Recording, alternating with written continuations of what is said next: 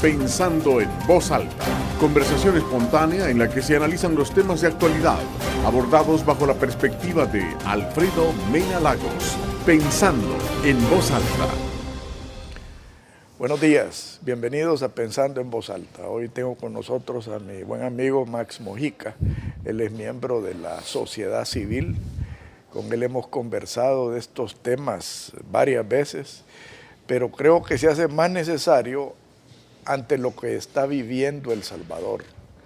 Esa crisis fiscal, económica, política y social. O sea, y yo creo que la solución de todos estos problemas pasa precisamente por la sociedad civil, porque la partidocracia ha demostrado y sigue demostrando que es incapaz, número uno, de generar gobernabilidad. Segundo, de generar verdaderas soluciones para la problemática. Y sobre eso vamos a hablar con Max. Bienvenido, Max. Gracias, Alfredo. Siempre es un gusto estar aquí en tu programa. Pues ahora creo que tenemos varios temas que tratar. Tú los has esbozado. Y sí creo que es importante hablar del aspecto del rol, o quizás decirlo de una forma diferente, del nuevo rol que tiene la sociedad civil en nuestro país. Y para hacer el parangón, para hacer un punto de comparatibilidad, creo que es interesante ver lo que ha sucedido en Guatemala. ¿Por qué es importante el accionar o el involucramiento de la sociedad civil? Lo vamos a dejar en claro. Porque la sociedad civil no tiene dueño, la sociedad civil no tiene una guía. O por lo menos no debería de. Digamos, es que es difícil que un movimiento ciudadano de amplia gama pueda hacer que obedezca a un interés, porque el punto y la característica de la sociedad civil es la espontaneidad. En Guatemala así lo vimos. Vimos grupos organizándose de forma espontánea, pidiendo una acción específica de parte del Estado. Y lo interesante es que este grupo, actuando de forma espontánea, no estaba, utilizando alguna moneda de cambio. No es que yo quiero quitar a este para poner a este. Y eso es una situación importante e interesante del accionar de la sociedad civil. Espontaneidad, no dirección y sin una finalidad alterna. Es decir, no quito a una persona para poner a otra, sino que quito a la persona que creo que me está causando daño. Y en ese sentido iba mi advertencia, Max, porque han surgido varios movimientos ciudadanos. Generalmente cada uno de estos movimientos tiene un líder específico, pues, o una persona que ha tomado la iniciativa. Mi advertencia iba hacia no constituir a estos individuos como el eje principal del movimiento, porque es una tentación. Es una tentación y tal vez no solo una tentación, sino es un reto. ¿Cómo ordenas todas las ideas? Yo creo que en El Salvador no tenemos necesariamente las mismas características de Guatemala. De regreso, ¿qué pasó en Guatemala? Una sociedad civil heterogénea que no se organiza, sino que sale espontáneamente a la calle, pide una finalidad específica, se logra la finalidad específica, que en este caso fue quitar al presidente y a la vicepresidenta o juzgarlos, y luego esa sociedad civil se vuelve a neutralizar o se pone en neutro. Lo que está sucediendo en El Salvador podríamos llamarlo como una movimientitis. La sociedad civil como tal, un amplio espectro, campesinos, empleados, exmilitares, militares, profesionales, no se están uniendo necesariamente para salir a la calle. Lo que está sucediendo es que líderes están reuniendo, alrededor de sí, ciudadanos comprometidos que quieren hacer algo por El Salvador. Entonces, definitivamente existe un reto en el sentido que esos movimientos sean verdaderamente con un espíritu democrático, que se activen teniendo este reto de atraer así al movimiento amplios sectores de la sociedad civil, precisamente alrededor de temas que a todos nos preocupan. Y los temas los podemos citar, con los dedos de una mano. Transparencia, que implica la transparencia y el combate a la corrupción, profundización de la democracia, respeto a las leyes civiles, respeto a la ley, el hecho de que ataquemos y le exijamos a los partidos que ellos verdaderamente nos representen, o sea, representen los intereses de los amplios sectores de El Salvador y no los intereses de la cúpula del partido. Entonces, todos estos movimientos tienen una razón de ser. Me parece a mí que es un fortalecimiento de la democracia, que esos movimientos estén naciendo, pero definitivamente pues tienen ese reto. No ser el trampolín de nadie, no ser, digamos, un movimiento de alguien, sino ser un movimiento representativo. No, y creo que has mencionado el punto medular de esto, es la transparencia. Transparencia que la partidocracia ha sido incapaz de generar, ¿verdad? También has mencionado el derecho que tiene la ciudadanía a ser representado, ¿verdad? Es que teóricamente los partidos políticos no son otra cosa más que la representación política de la ciudadanía. Constitucionalmente... Deberían ser.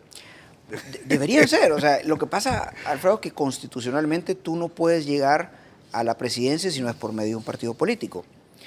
En principio, existen dos personas en El Salvador, y lo voy a mencionar al aire porque yo creo que son posiciones ya conocidas, Paul Steiner y Federico Hernández, por ejemplo, que son los más representativos, que ellos consideran de que la partidocracia en El Salvador ha llegado a su fin, o por lo menos está en agonía.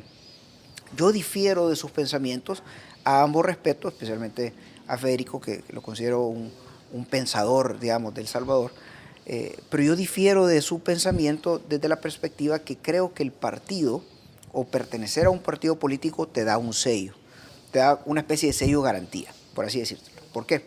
Veamos el caso otra vez de Guatemala, veamos el caso de Jimmy Morales.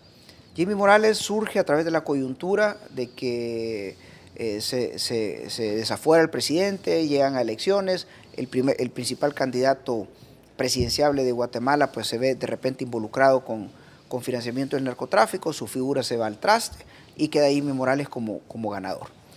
Entonces, desde esa perspectiva surge la pregunta que hicimos algunos analistas en la época: ¿quién es Jimmy Morales? ¿En qué cree? ¿Cuál es su tendencia? ¿Cuál es su ideología? ¿Para dónde va? ¿Cuál es el rumbo que le va a poner al país? Porque es importante en el sentido de que si yo pertenezco, por ejemplo, al FMLN o pertenezco a Arena, yo mismo estoy suscribiendo las líneas generales de los partidos.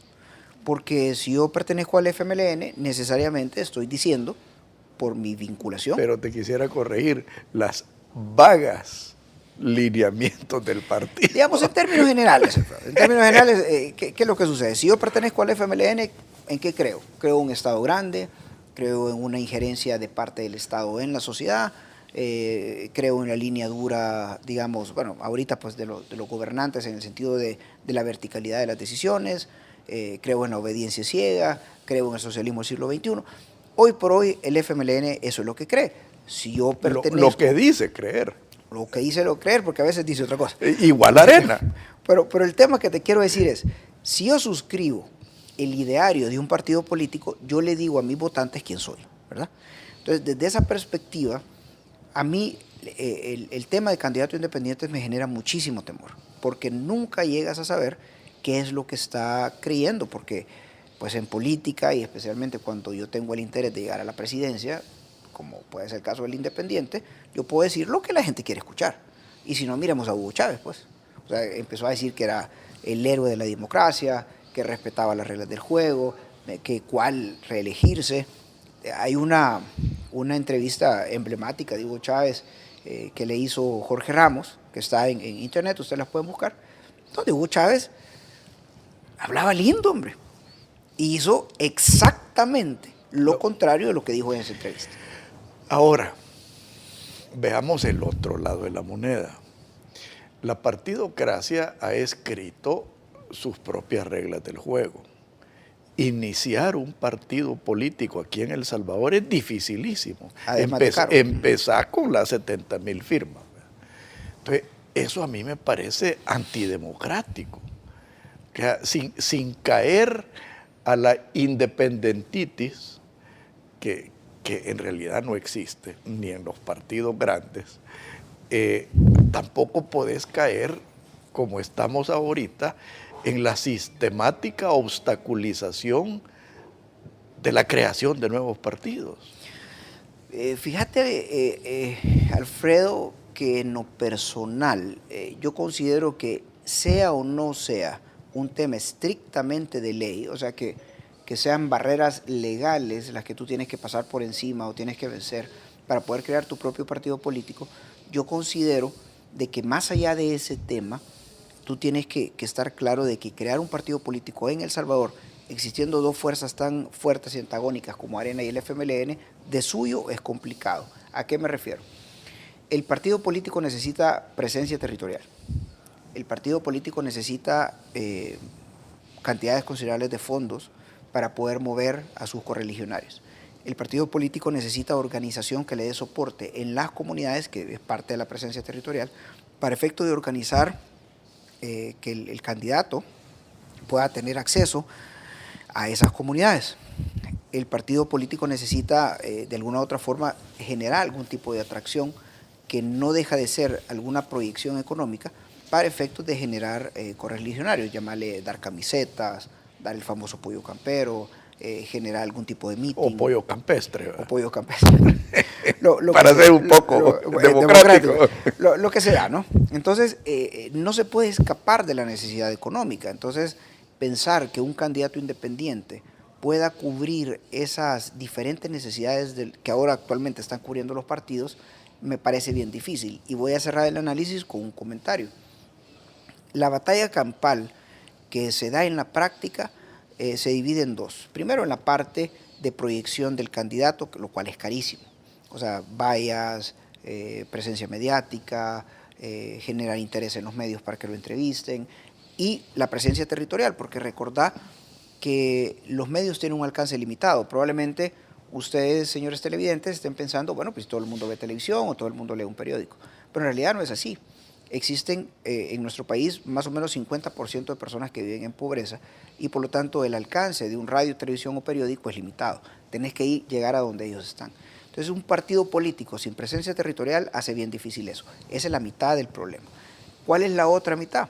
Es algo que tal vez uno no piensa, pero que sí se traduce en algo importante, que es la defensa del voto. Si tú no tienes gente en las mesas, no necesariamente vas a garantizar que tu voto o la intención del pueblo por votar por ti se va a respetar. Yo tengo experiencia porque he cuidado urnas, pues desde cada ocasión que hay que cuidar urnas, llamarle alcaldes, diputados o presidentes, y sé las batallas campales que se desarrollan en las mesas por un voto, ¿verdad? Entonces, si tú no tienes a alguien que esté activamente, legalmente defendiendo tu voto, pues que el interés del candidato que se emparenta en ese momento con el interés del votante, los resultados de una votación no necesariamente van a ser a favor tuyo, ¿verdad? Mira, yo comparto tu opinión, Max. Sin embargo, eso creo que le da más fuerza a mi argumento. Si es tanto más fácil para un partido grande, entre comillas, tener esa representación territorial, tener esa vigilancia de voto, ¿por qué la resistencia sistemática a la creación de nuevos partidos? Mira, el tema quizás empecemos a desmenuzarlo económicamente, porque fuera de cámara pues hablábamos y nos anticipamos en este argumento que era el tema de la deuda política. Aquí entre más partidos políticos hay es echarle más agua a la sopa. O sea, definitivamente tendríamos nosotros que evaluar si los partidos existentes, más que todos los mayoritarios, les interesa más la democratización de la política salvadoreña o sacar actores del juego a efecto de tener una mayor tajada de la deuda política. Para que ustedes tengan una idea de que el frente, porque eso, no quiero hacer una distinción Arena o Frente porque los dos andan en cifras similares, solo que la del Frente la tengo más fresca, porque tiene una participación política desde 1992 a la fecha. Se le han entregado más o menos unos 44 millones de dólares como deuda política. Es un montón de pisto. 44 millones de dólares es una cantidad fuertísima de dinero, más que todo tradicionalmente por el hecho que a los partidos no se les fiscaliza. Es decir, no lo fiscaliza Hacienda, una fiscalización bastante... Mucho menos el Tribunal Supremo Electoral. Bastante amigable de la Corte de Cuentas, digamos, y del Tribunal Supremo Electoral. Entonces, hay mucha plata de por medio, ¿verdad? Entonces, cuando hay dinero de por medio, la situación se vuelve confusa, se vuelve oscura, porque no sabemos si la idea es no querer que entren más actores del juego por el simple hecho de que no es conveniente, por decirlo de alguna forma. Para ellos. Para ellos, o por el hecho de que están interesados en tener un cheque un poco más gordo cuando el Estado liquida la deuda política. Y eso es algo que nos interesa a todos, amigos televidentes, porque ustedes forman parte de la deuda política, porque siempre hay que recordar que el Estado no produce nada. O sea, el Estado no es un ente autosuficiente, el Estado vive de ti y de mí, y por supuesto los impuestos que pagamos todos. Entonces, a ti te interesa el tema político porque tú lo subsidias. Entonces, cuando se hacen este tipo de análisis, es importante saber que están tocando nuestra bolsa. Entonces, la pregunta acá es, ¿vale la pena que hayan más actores políticos? Yo creo que la respuesta es que entre más democratizado esté el espectro político es mejor. Pero de nuevo, el problema que tenemos los salvadoreños es que los partidos políticos pequeños tienen una ventaja ilegítima por medio de los residuos. Entonces, tenemos a los dos partidos grandes que de alguna forma controlan el espectro político salvadoreño. Luego está la chiquitinada, ¿verdad?, que no acaban de desaparecer, pero no es porque a ti te simpatice probablemente un partido político pequeño. No acaban de desaparecer por los residuos. Y los residuos son un aspecto matemático necesario, o sea, un aspecto matemático, no iba a decir necesario, pero no es cierto, es un aspecto matemático que no puedes quitarle por la fórmula en que está calculado. Mira, te voy a hacer 3 propuestas, Max, para que las discutamos en el próximo segmento. Y tú eres una persona muy inteligente, muy honesta, tienes una visión clara de lo que debiera ser la democracia, y te voy a hacer 3 propuestas. 1, eliminar la deuda política. Los salvadoreños no tenemos por qué financiarle a partidos políticos que tienen secuestrada la democracia para verdaderamente consolidar la democracia. Segunda propuesta, eliminar los residuos. Y tercera propuesta, la distritación del voto. Bueno, señores, no nos cambien, que este segundo segmento va a estar interesante y al final de cuentas, Alfredo, tú lo estás poniendo el dedo en la llaga y creo que prácticamente sería refundar El Salvador después de los acuerdos de paz. Así que no nos cambien, ¿verdad? Es lo que necesitamos, ¿okay? No nos cambie, ya volvemos.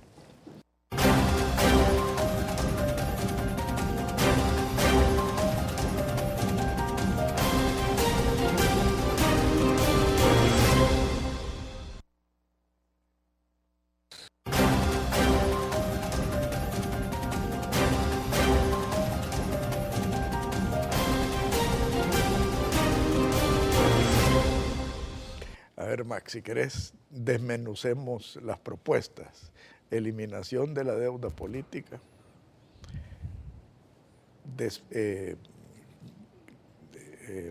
quitarle los residuos al proceso y distritación de las elecciones legislativas. Bueno, empezamos, ¿verdad?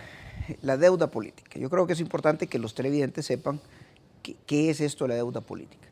La deuda política tiene su origen constitucional. Se reconoce en la Constitución precisamente esa frase. El Estado reconocerá la deuda política. ¿Qué significa eso?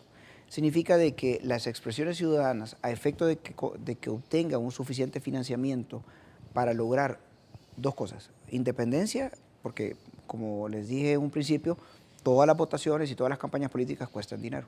Entonces, para facilitar las expresiones políticas democráticas de la ciudadanía, se reconoce la deuda política como una especie de apoyo, de espaldarazo de parte del Estado, que somos todos nosotros, ya les dije, el Estado no produce nada, para efectos de que los partidos políticos, que son la sumatoria de ciudadanos independientes organizados, puedan accesar al poder y tener los fondos suficientes para poder hacerlo.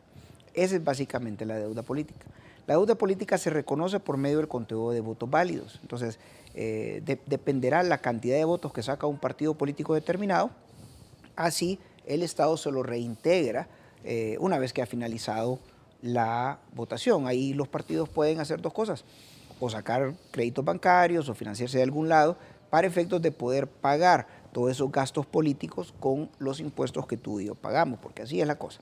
O sea, el Estado, de nuevo, no produce nada. La deuda política proviene del Fondo General de la Nación y es pagada hacia los partidos políticos por ese medio. Ahora bien, si nosotros eliminásemos la deuda política, Alfredo, significa de que los partidos políticos se quedarían de la noche a la mañana sin una cantidad muy importante de fondos, muy importante. Como yo te dije, los partidos políticos adquieren su apoyo territorial básicamente de dos fuentes. Por una parte, el voluntariado, que es muy importante. Yo, como te repito, he cuidado urnas en todas las elecciones, he servido de GEM, he servido, bueno, de todo, ¿no? De forma voluntaria, nunca he recibido un 5. Pero hay muchas ocasiones en las cuales el partido político se apoya en ciudadanos que por a veces motivo reciben un estipendio, ¿verdad? Una contribución. Entonces, en ese sentido, el partido político necesita sí o sí dinero para garantizar movimiento ciudadano y para garantizar presencia territorial. Entonces, si eliminas la deuda política, Alfredo, para empezar tendríamos que reformar la Constitución, de entradita, lo cual ya de por sí implicaría que estaríamos modificándola. Suponete que si fuéramos optimistas, en este quinquenio de la Asamblea Legislativa llegar hasta el 18, y tendría que ser ratificada para la siguiente. O sea que, en todo caso, el tema de la eliminación de la deuda política sería probablemente efectivo para el 24, para las elecciones presidenciales del 24. Pero el punto es que si le quitas esa fuente de fondos a los partidos políticos, tendrías necesario que empoderar al ciudadano. En otras palabras... Y no se trata de eso. Lo que pasa es que el ciudadano, para empoderarse, y no sé pues cuál va a ser la opinión de los televidentes, tendríamos nosotros que bolsearnos. Ya de por sí nos bolseamos porque pagamos impuestos y los impuestos pagan la deuda política. No, es que la deuda política no bolsea. La deuda política no bolsea. ¿Y en qué nos bolsea? Ya pagamos los impuestos, sí, pero lo que pasa es que se distraen fondos, ¿verdad? Porque podrían hacer un puente, podrían construir una unidad de salud donde tú vives, podrían mejorar un hospital público. Mejorarle los salarios a los policías. Mejorar los salarios a los policías, a los maestros, pagar el escalafón, no subirte al fobial, o sea, una X cantidad de cosas, con el dinero de la deuda política. O sea, al final de cuentas, acaba en tu bolsa. Pero, si eliminamos la deuda política, nosotros tendríamos ahí que sacarnos dinero, hacer un cheque al partido político. Y la deuda política, y lo que voy a decir yo ahorita probablemente sea utópico, pero la deuda política lo que evita, o lo que pretende evitar, es que el partido sea propiedad de alguien. Pero te digo que probablemente sea utópico. O sea, lo que dice el texto, pues, es, nosotros le damos dinero, o sea, nosotros por medio de alguien que se llama Estado, le damos dinero a los partidos para que sean independientes, o para que existan. Entonces, solo para acabar la idea, lo que trata de evitar es que sean propiedad, que sean feudo de alguien. Para evitarlo, tendríamos también, a la vez que reformar la Constitución, tendríamos que reformar la ley en el sentido de que no pudieran haber donaciones arriba de un monto X. ¿Cuál monto X? Suponete $1,000 o $2,000, para efectos de la democratización del sistema político. La personal, ¿verdad? Deudas personales o empresariales. ¿Verdad? Ahora, discutamos esto. Uno, para mí, sinceramente, la deuda política no garantiza la independencia de los partidos. No garantiza que los partidos tengan dueño, pero sí lo estamos viendo en Arena y lo estamos viendo en el Frente. O sea, segundo, yo creo que la política debiera ser cuestión de mística, no de pística. Y ese es un problema que ha surgido especialmente en Arena, que es lo que yo conozco más de cerca, pues. Que si no es con pisto, la cosa no camina. Pero es que lo que pasa es que aquí te digo, ¿qué es primero, el huevo o la gallina? El problema es que si tú es que tenemos que empezar por algo. Pero lo que pasa es que tiene que ser parejo. Ah, no, claro, sí, por supuesto. Por decirte algo, por una idea loca. O sea, si el Frente sigue dándole apoyos a sus correligionarios, emitiendo un chequecito pequeño, pagando un almuerzo, dando un paseíto, vamos a ir a apoyar a no sé qué alcalde y nos vamos en buses y comemos rico y toda la cosa. Si el Frente lo sigue haciendo, Arena quedaría en desventaja. Si el frente lo deja de hacer, pero Arena sigue con la práctica, el frente queda en ventaja. Entonces, digamos, una situación como pareja, ¿no? Para efecto de poner a todos en el mismo rasero. De acuerdo. El punto, de nuevo, es que, por eso te decía que es primero el huevo o la gallina, porque yo considero que El Salvador se ha ido contaminando, y esto no viene ni de Arena ni del frente, esto lo venimos arrastrando del PCN, del PCN, lo venimos arrastrando después del PDC, donde se van formando clientelismos políticos que pasan de convencer al pueblo, además, no por una mejor propuesta, sino por una camiseta. En los tiempos setenteros, digamos, era tan burdo como estar con un billete de 10 colones comprando el voto, ¿verdad? Entonces, El Salvador se ha contaminado, digámoslo así. Entonces, para generar esa descontaminación, tendríamos que hacer un borrón y cuenta nueva. Y para lograr ese borrón y cuenta nueva, tenemos que generar una madurez tal en los partidos políticos que estén todos queriendo actuar, digamos, con honestidad y transparencia por un mejor El Salvador, porque tendrían ellos que verse en la necesidad de educar a la población y de generar mejores propuestas para lograr el voto en vez de estar cambiándole por una pieza de pollo o por una camiseta. Entonces, aquí es un tema de que somos juez y parte, porque ¿quién va a decidir hacer todos esos cambios? La Asamblea Legislativa. ¿Y quién es la Asamblea Legislativa? Los políticos. Y los políticos se van a querer tirar ese tiro en el pie. Ahí viene el rol de la ciudadanía, que no podemos permitir que los partidos políticos secuestren la democracia tal y como está sucediendo ahorita. Ahora, una cuestión importantísima. Tú hablas de ser parejo. Yo estoy 110% de acuerdo contigo. Sí, que la situación actual de lo que menos tiene es de parejo. ¿Qué porcentaje de la deuda política se llevan los dos partidos grandes? Pues vendría siendo por lo menos un 80%, tomando en cuenta que lo que pasa es que acordate que la deuda política es por voto válido. No, correcto. Yo lo que estoy analizando no es cómo, sino el resultado. Y para mí el resultado no solo es ilegítimo, sino que en el fondo dañino. Lo que pasa es que, mira, la deuda política se la llevan los dos partidos grandes porque tienen más votos. Por una situación matemática. Sí, o sea que al final del día correcto.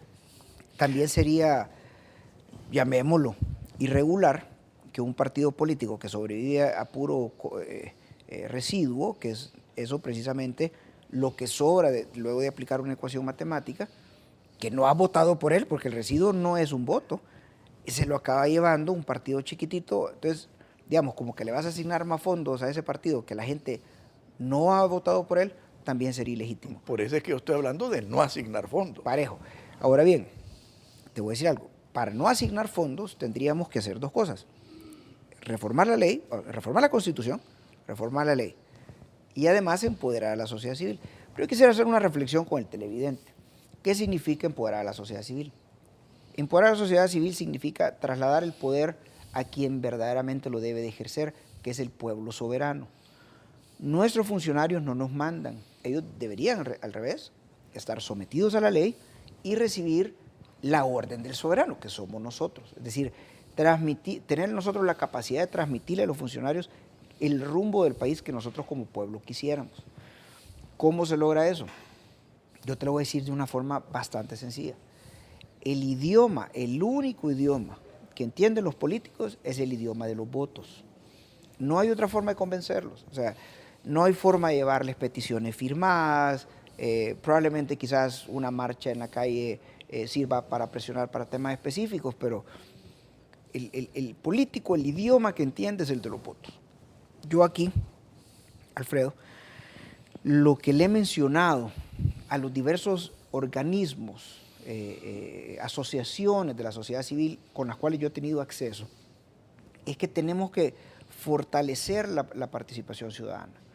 Si tú eres un grupo de veteranos de guerra, ellos tal vez tienen un poco más de fuerza porque se expresan en la calle, pero si quieres verdaderamente convencer al Estado de hacer algo, tienes que unirte a una gran masa de participantes ciudadanos para poder ir a presentar una solicitud a la Asamblea Legislativa para reforma de una ley, por ejemplo, con 25,000 firmas.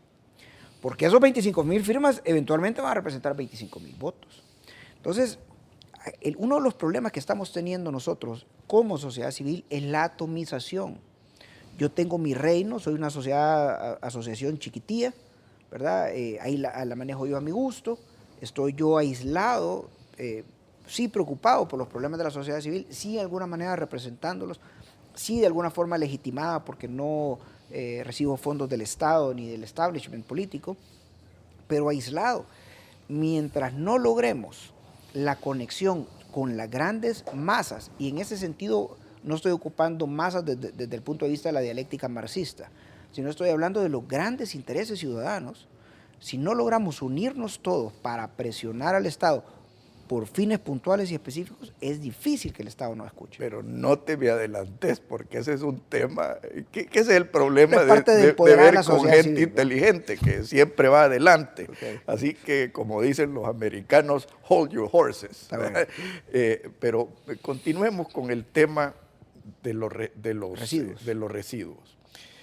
Eso es tan antidemocrático y tan falso y tan ilegítimo que tenemos diputados de a 3,000 votos y diputados de 20,000 votos. Sí, lo que sucede es que para cambiar los residuos sí tenemos que hacer una reforma de la ley. Para efectos de que el diputado únicamente gane con sus votos válidos directos, ¿verdad?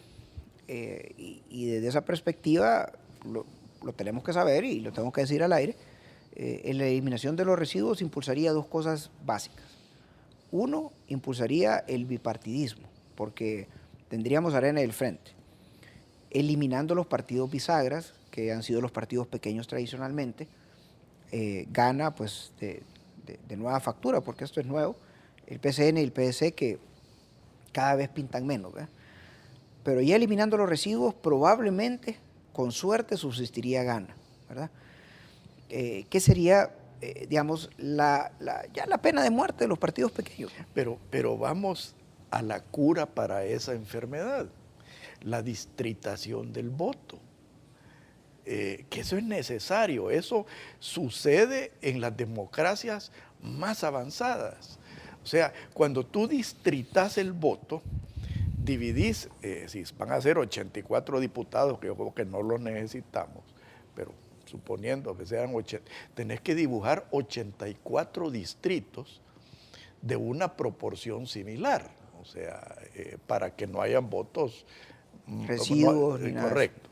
Entonces, media vez tú distritas, tú logras dos cosas. Uno, una relación directa del candidato a su distrito, primero.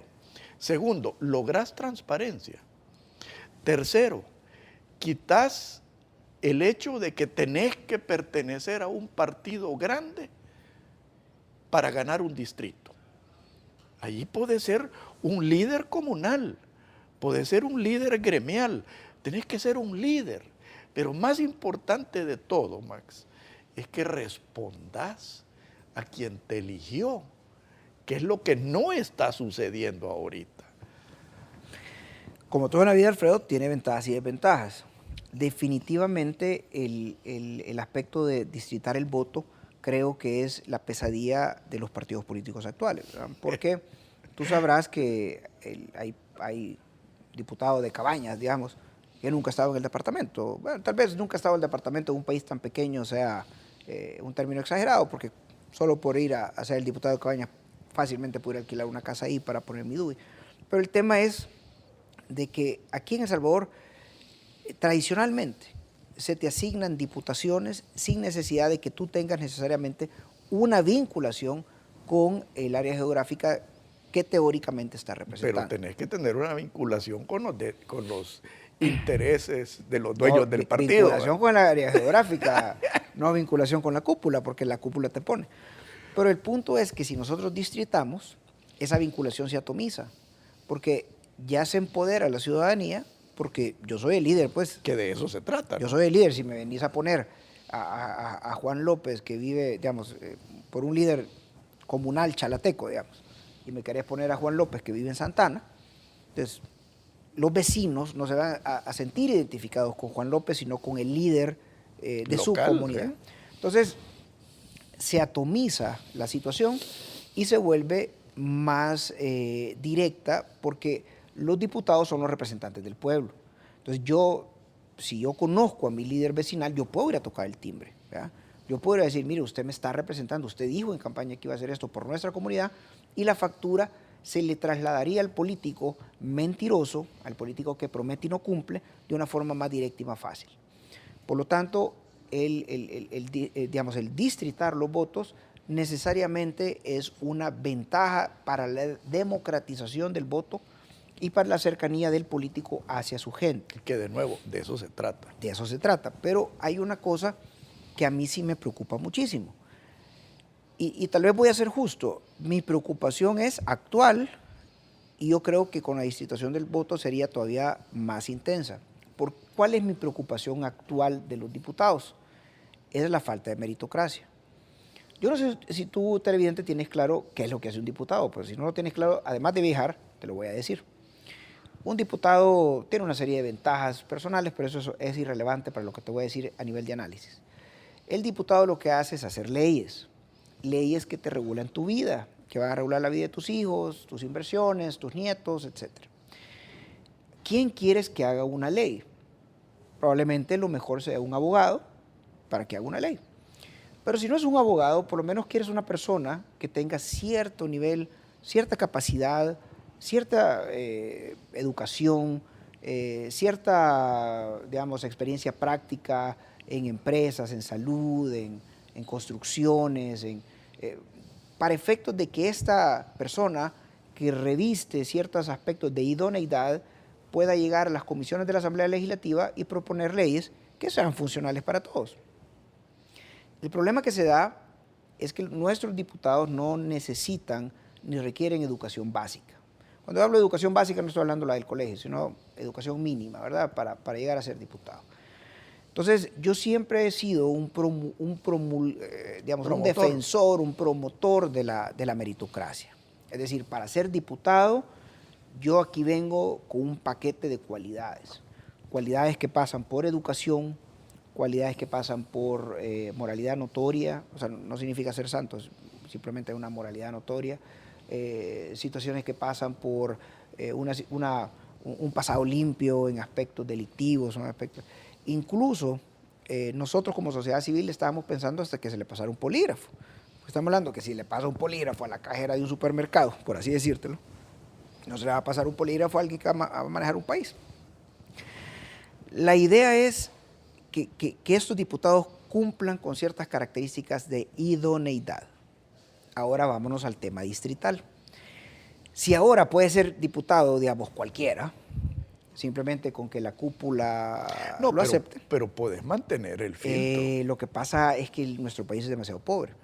Y cuando atomizás el aspecto distrital, vas a encontrar distritos que va a ser bien difícil, sí, que encontres a alguien de moralidad notoria, idóneo, digamos, con estudios dentro de un distrito, por decirte algo de un área rural, digamos. Sí, pero eso se vuelve allí depende del tamaño de los distritos, ¿verdad? Eso lo podés regular a través del número de diputados, ¿verdad? Es que si lo estás ocupando vía vecinos del distrito, que es la idea que tú tenés, porque tenés que estar viviendo en un distrito para poder ser su diputado. No necesariamente. No necesariamente. Que el distrital podría presentar el defecto de no tener, yo creo que eso es un tema bastante sensato y no espero herir susceptibilidades, pero no tener personas idóneas específicamente en un distrito que revistan las necesidades de meritocracia que el país requiere, ¿no? Yo, y ya me hicieron señales de cierre, pero te quiero decir una cosa muy personal. Yo prefiero 1000 veces a una persona sencilla, entre comillas, que a un pintado pícaro como algunos de los que tenemos ahorita, ¿verdad? Entonces, todo tiene su riesgo, pero en el próximo segmento quiero que analicemos, Max, qué es lo que puede hacer la sociedad civil y cómo hacer para que la sociedad civil pueda tener injerencia en este tipo de decisiones. Por favor, no nos cambie, ya volvemos.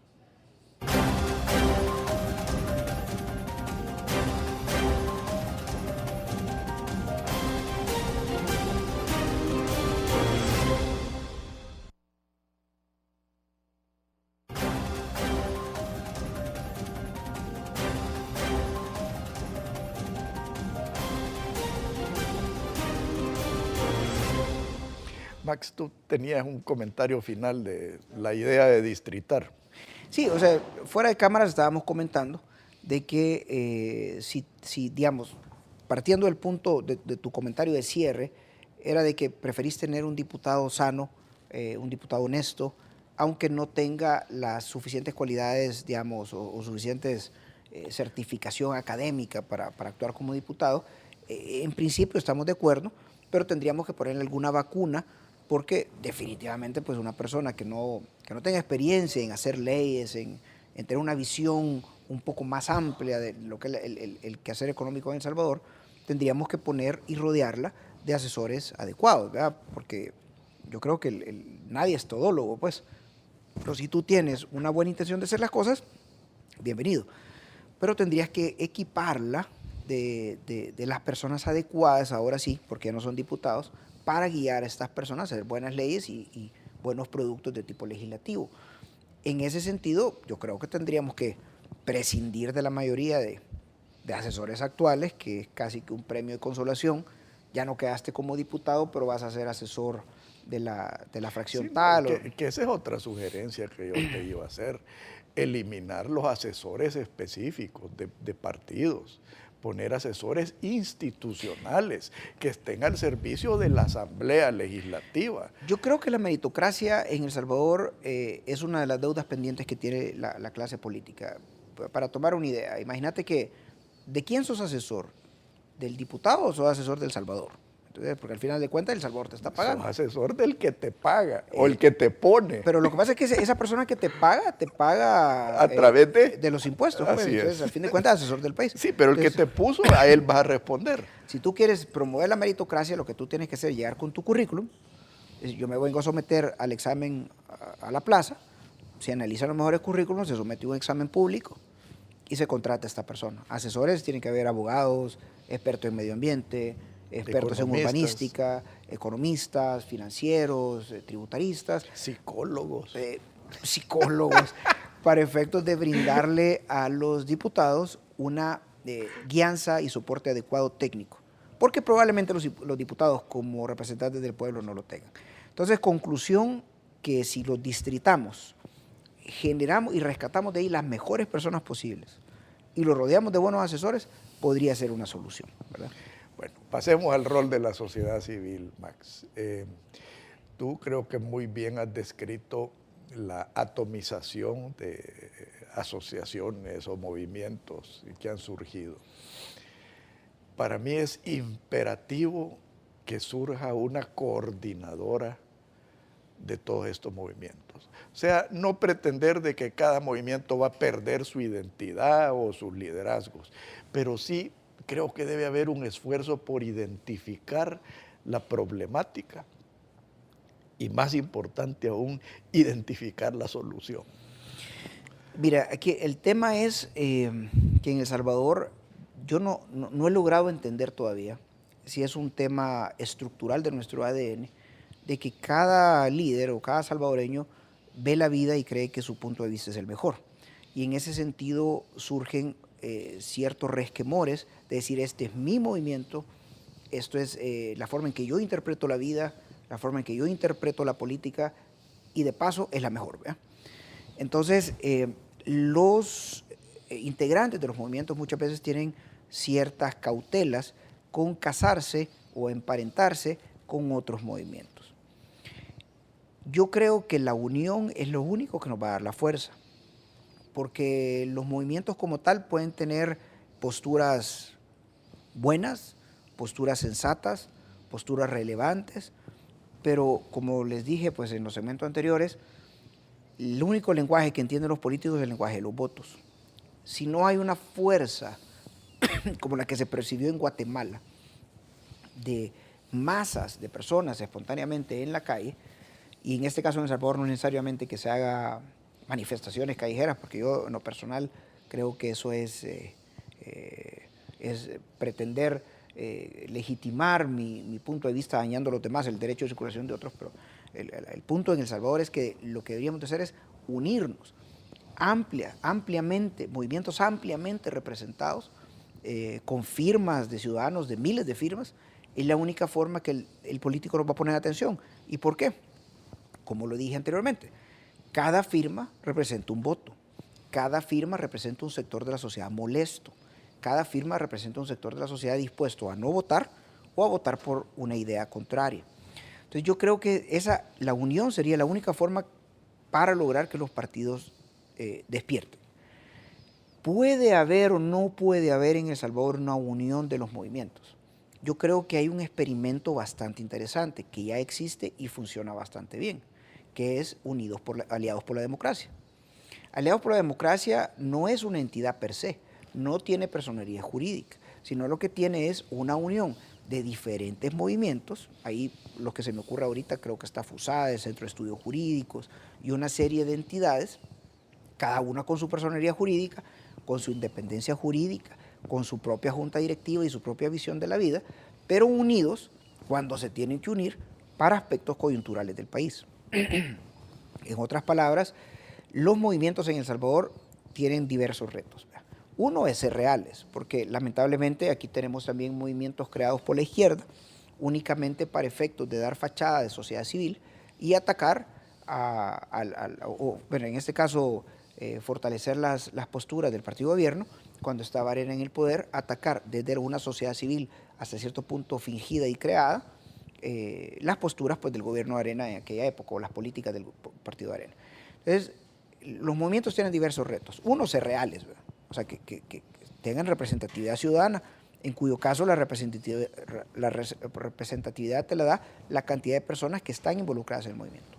Dos, el hecho de ser independientes y transparentes, porque si un pecado puede tener un movimiento de la sociedad civil es que no revele quiénes son los fondeadores, o peor aún, que tengan patronos. ¿Qué es lo que hacen los partidos políticos? Los partidos políticos, en el sentido que los partidos políticos, digamos, tienen unas ideas claras y obviamente tienen una idea clara de la toma del poder. Pero no transparentan la fuente de su financiamiento real, porque digamos, Arena presentó que yo no les creo. Y el Frente tiene peor. O sea, el Frente reveló de $4 millones de ingresos por donaciones, reveló solo $80,000. Entonces, pero bueno, el punto es que los movimientos deben de ser transparentes, ¿verdad? Para lograr precisamente esa credibilidad de la cual estamos cansados los ciudadanos respecto a los partidos políticos.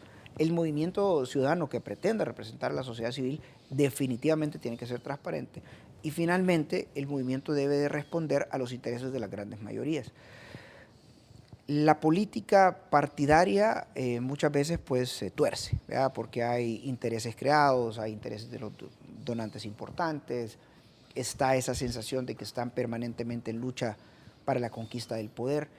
Los movimientos ciudadanos deben de divorciarse de esas ideas, porque los movimientos ciudadanos deben de estar anclados única y exclusivamente en el deseo del beneficio de las grandes mayorías. Y no solo divorciarse de esas ideas, comprometerse a las reformas que conlleven a corregir los vicios y errores que tenemos. Lo que sucede es que para que el movimiento ciudadano logre dar ese crossover, logre incidir en la política nacional, no basta con que salga en la radio, no basta con que salga en las televisiones, en los programas de opinión, en los periódicos, sino que el movimiento debe tener amplia representatividad ciudadana. Y en ese sentido yo quería hablar contigo, televidente, porque si tú crees que las cosas van a cambiar sin que tú te involucres, creo que vamos a estar esperando sentados. Creo que va a ocurrir la segunda venida de Jesucristo primero, porque nosotros, para que las cosas cambien en El Salvador, tenemos que involucrarnos todos, en dos sentidos. En el movimiento civil, en el movimiento ciudadano que sea de tu elección, porque si sos de izquierda o derecha, pues busca donde tu ideología y tu forma de ver la vida se apeguen mejor. Y segundo, por favor, anótenlo desde ya en el tema de ir a votar, porque si no votamos, aquí a mí me da risa la gente que dice que se enoja y que critica las políticas de gobierno y todo, pero si tú lo elegiste por default, hombre. Sí, pero mira, yo aquí te haría énfasis en votar con B de vaca, no votar con B de burro. Sí, votar la basura. Porque eso lo estamos viendo, bueno, en la elección de los Estados Unidos lo estamos viendo. Dos candidatos, a mi manera de ver, inaceptables, que le van a obligar a los americanos a votar por el menos malo. Y lo mismo ha sucedido aquí, ¿verdad? Votar por el menos malo ha sido una constante en El Salvador. Sí. O sea, votamos por desesperación, votamos por miedo, pero es bien difícil que el votante vaya a votar convencido de que esta persona me convence, sus posturas, sus políticas, su ideología, sus planes para sacar adelante El Salvador. Es bien difícil. De hecho, yo no sé, amigo televidente, si tú alguna vez leíste los planes del Frente y los planes de Arena. Nadie lo lee, hombre. O sea, nadie los analiza. Entonces el punto es que tú votas ¿por qué? Porque soy anticomunista, porque soy amigo del socialismo del siglo XXI. O sea, votamos con el hígado, ¿verdad? Entonces yo creo que esto necesariamente tiene que cambiar, pero de regreso va a cambiar en base a dos situaciones. Involucramiento activo en la sociedad civil, ¿para qué, Alfredo?